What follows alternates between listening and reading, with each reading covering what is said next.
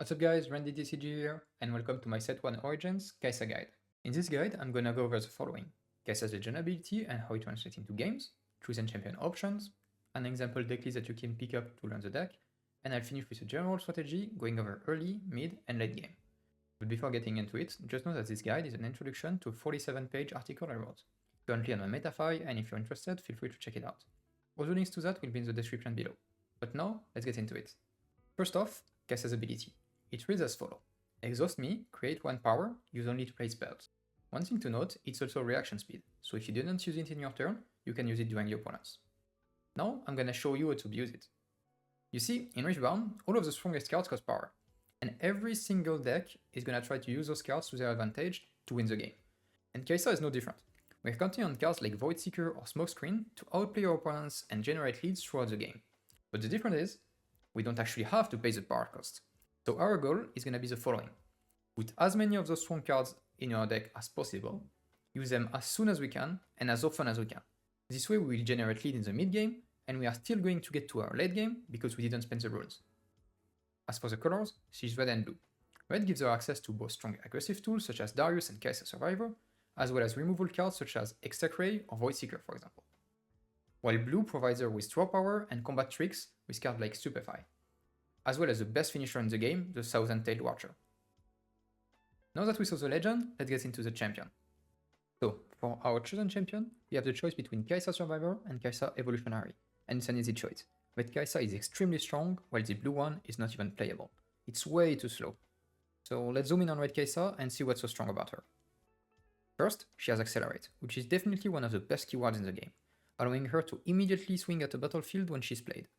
And to pair with that, she draws when she conquers, which means that if at any point our opponent is tapped out, we can play her and send her to contest the battlefield immediately with no risk, scoring us a point, drawing us a card, and maybe even getting rid of an opponent's unit.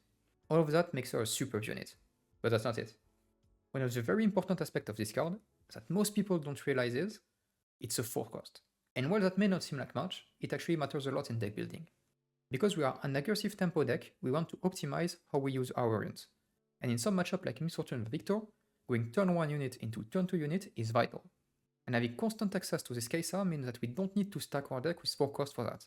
Because no matter what we draw, we'll always have access to 1. Meaning, we can focus on turn 1s, and yet never have to worry about not seeing a turn 2 unit.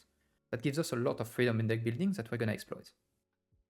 Now for the example decklist. I choose a very simple and straightforward decklist. The reason for that is, I believe it's better to learn with a simple list that you can then adapt to your needs, rather than a decklist decked out for a specific tournament that might not even be relevant down the line.